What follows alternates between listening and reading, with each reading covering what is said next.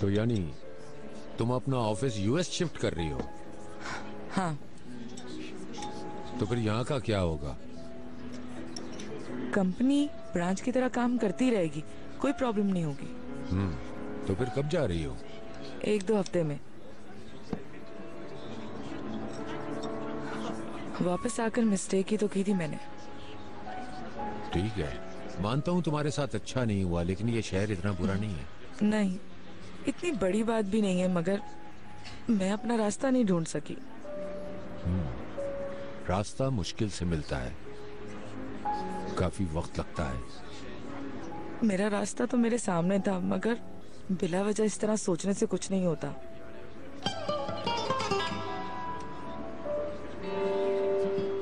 क्या तुम शहरजाद के बारे में बात कर रही हो?